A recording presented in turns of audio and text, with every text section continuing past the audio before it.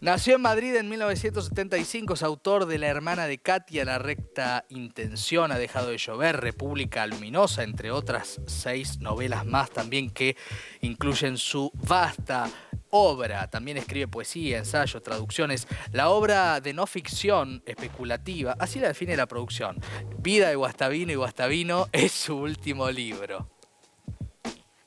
Me gusta, de ficción no especulativa. Vamos a recibir a Andrés Barba para hablar de este libro sensacional. ¿Qué tal, Andrés? Maxi Leniani, un gustazo recibirte. Hola, ¿qué tal? ¿Cómo estás? Un gusto, un gusto. Bueno, contábamos un poco recién en este texto que publicás al inicio del libro, ¿no? Esta ficción en la que vivimos, ¿no? En la que vivimos inmersos. Rafael Guastavino y su hijo, ¿no? Para contarle al público, dos arquitectos que se robaron, que registraron algo que ya existía, ¿no? Y que construyeron parte de lo que es la ciudad de Nueva York, la Grand Central Station, por ejemplo. ¿Cómo te inspiraron estas historias para construir este libro? Bueno, yo creo que sí, como dices tú, para ubicar mínimamente a la gente quién es el personaje de Guastavino, es un arquitecto español que viaja a Nueva York a finales del siglo XIX, en 1881-82, Sí, y patenta un sistema de construcción medieval que tiene la característica de ser ignífugo, sí. que era un poco el dilema de las ciudades a finales del siglo XIX, ¿no? Que había grandes incendios, que, sobre todo en Estados Unidos, que destruían las ciudades casi completas, ¿no? Claro. Entonces, este personaje, con una cara dura digna de un héroe pícaro español, bueno, patenta ese sistema y se planta en Nueva York y trata de vender esta moto que nadie conoce, ¿no? Este sistema de construcción a una ciudad que está construyendo su identidad en ese momento, ¿no? Ese sería un poco como el contexto donde él aparece allí. De ahí parte, ¿no? La historia, estamos viendo, la producción trabajó para mostrarle al público parte, ¿no? Del trabajo y de las obras que hizo Guastavino y su hijo, pero eran básicamente dos estafadores en un punto, ¿no? Sobre los cuales se monta un relato del cual tu narrador, para no hablar de vos, pero tu narrador también juega desde la ironía, ¿no? Desde saber que toda biografía, como citás, es un juego de mentiras, de máscaras, de construcciones que van en un sentido que no sabemos nunca si es el verdadero. Sí, a ver, en esa pequeña introducción que has hecho hay múltiples preguntas por Sí, las que podríamos empezar. Está el tema de la identidad, está el tema del género biográfico, está el tema de la verdad, está el tema también más global de la identidad nacional, hay muchas cosas, ¿no? sí, Primero, la primera, digamos, por ordenarnos, es el género. El género biográfico, yo creo que es un género inevitablemente fraudulento, por lo que has leído tú mismo antes, ¿no? Porque consiste básicamente en poner orden y coherencia a una estructura que no lo tiene, ¿no? Es decir, es aplicar, digamos, una especie como de planilla a algo cuya naturaleza es precisamente no tenerla y hacer que la vida de la persona que está siendo biografiada tenga como una especie de sentido inicial, de coherencia total, ¿no? Que sí, nunca tiene y sobre todo jamás sintió la propia persona que vive esa vida, ¿no? sí, Eso sí. por un lado. Y luego, por otro lado, el tema de la identidad, que es un tema infinito. En España, además, es un tema aburrido porque es un tema nacional lleno de confusión. Básicamente, yo creo que una de las grandes preguntas sobre la identidad es quién construye la identidad, o sea, es decir, construimos la identidad desde fuera o desde dentro, Claro. y hasta qué punto ajustamos los blancos de información y las mentiras directamente abiertas como hechos probados o como pilares de lo que somos, ¿no? Hasta qué punto, si alguien, por decirlo con un ejemplo clásico, finge ser cojo toda su vida, su cojera, que es una mentira real, es una verdad, digamos, es una verdad más verdadera que la verdad, digamos, ¿no? Hay ciertas mentiras que, construidas como verdades, digamos, establecen los parámetros de lo que somos, tanto en términos individuales como en términos nacionales. Y ahí es Claro. donde digamos, la construcción ficcional de la identidad se dispara al infinito, ¿no? Claro. Y además hay algo que leyendo el libro, ¿no? Hay varias frases que uno quisiera subrayar y compartir con el público. En un momento vos decís, o el narrador dice, elegimos creer.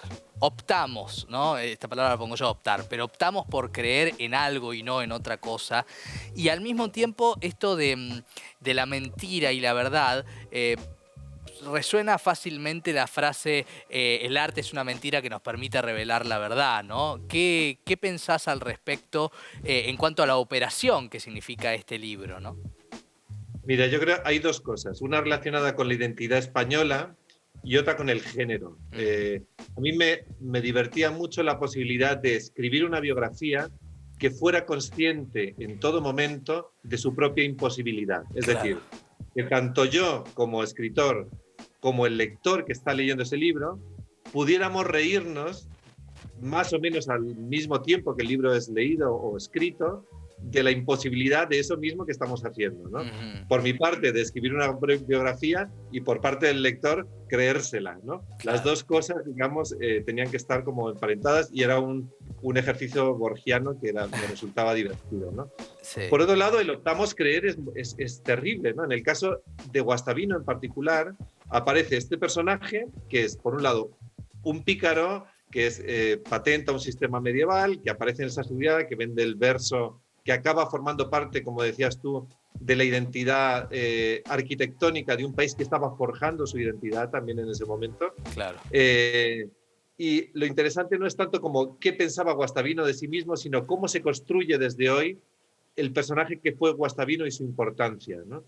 Y entonces ocurría algo importante en España, divertido, y era que había como toda una red españolista, digámoslo así, que estaba tratando de hacer de Guastavino su español universal, digamos, ¿no? Claro. Y a mí eso me apetecía mucho boicotear esa idea, porque Guastavino es precisamente una persona que abomina de España, en cierto punto, o que utiliza el carácter español como cliché. Es decir, es como cuando tú vas a Estados Unidos como argentino, imagínate, y piensan de entrada pues que bailas tango, ¿no? Claro. Entonces dices, puedes hacer dos cosas. Una, decir, es ridículo, y tratar de explicarle lo ridículo que es que piensen eso, y la otra es aprovechar su prejuicio en tu favor, ¿no? Claro. Y eso es exactamente lo que hace Guastavino. Guastavino dice, ¿qué queréis? ¿Que sea español? Pues voy a ser 4 veces más español, voy a ser un español disparatado y absurdo, ¿no? Claro, y eso es lo que acaba haciendo precisamente para llevarse el gato al agua. Claro, y ahí está también el tema del idioma, ¿no? Ese inglés que termina siendo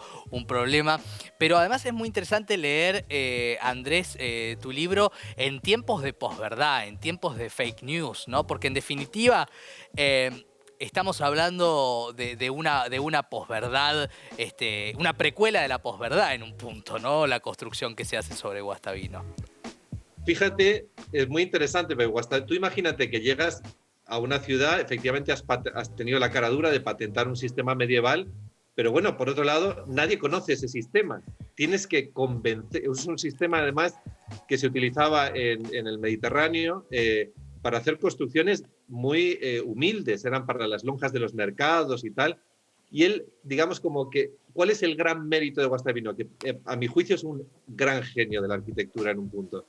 Es el relato, precisamente. Claro. No es tanto el sistema como el relato que hace de ese sistema. Guastavino llega allí y dice, no puede ser, sois la nueva megalópolis, ¿no? Claro. Tenéis que construir como se construyó en Babilonia, tenéis que construir como construyeron los romanos, tenéis que construir con grandeza, y yo tengo el sistema. Entonces, claro.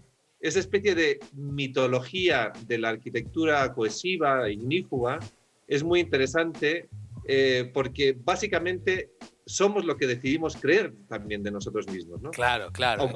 Aunque eso sea inicialmente también una mentira. Sí, ¿Por qué Guastavino se convierte en identitario en Nueva York?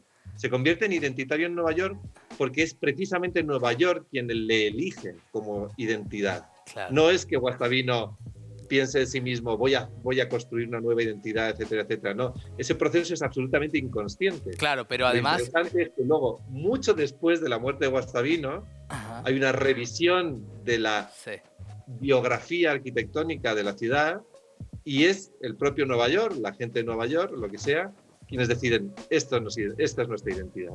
Sí, Y sí. ese sentido de que la identidad es completamente aleatoria, de que se ha elegido ese elemento como se podía haber elegido otro, que también lo podemos descubrir en nuestras propias vidas, ¿no? Porque, Sí. No, quieres decir, incluso, Andrés, hay algo fascinante. Uno piensa en la Argentina, lo que ha pasado con la figura de Roca. La figura de Roca era un prócer hasta que Osvaldo Bayer vino a decir, no, fue un genocida. Cambiemos la mirada sobre él, bajemos las esculturas, ¿no? Estos debates que se van dando también con el revisionismo. Pero acá es muy interesante esto de los enmascaramientos, de las mentiras, de la confusión que generás entre Guastavino, padre e hijo. Por eso el título, Vida de Guastavino y Guastavino, que para el que no lo leyó puede ser confuso. Y también la pregunta de si la verdad es tan importante y si no es más importante en definitiva aquello en lo que decidimos creer, ¿no? bueno, por supuesto, las dos cosas al final acaban siendo puntos coincidentes, ¿no? En el sentido, cuando hacías alusión al título, hay dos personajes que se llaman igual, padre e hijo, Sí. que construyen, que tienen una compañía de construcción, ¿no? Y cuando muere el padre, mucha gente no se entera de que se ha muerto el padre y el hijo aprovecha esa confusión para seguir construyendo como si fuera un arquitecto vampiro que vive 120 años en la ciudad de Nueva York construyendo sin descanso, ¿no? ¿Cómo debe representarse algo que ha sido confundido literalmente en esos términos en la vida real? ¿Cómo debe hacerse la narración de eso? Ujú. Que básicamente es el dilema del realismo, ¿no? ¿Cómo tenemos que representar la realidad?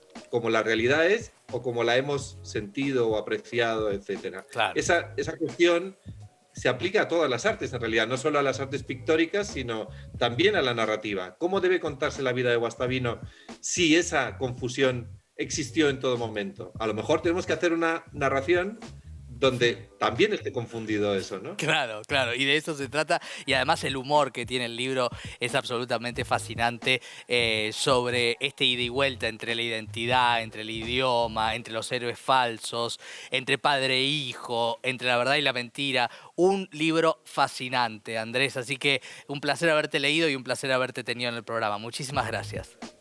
No, a vosotros, gracias. Un placer muy grande. Andrés Barba, con nosotros en el cierre de Biblioteca IP. No se pierdan Vida de Guastavino y Guastavino, un libro extraordinario, verdaderamente extraordinario, y que permite repensar muchas cosas, ¿no? Como lo que decíamos antes de Julio Argentino Roca, como una posibilidad para la disputa, para la reconfiguración nacional.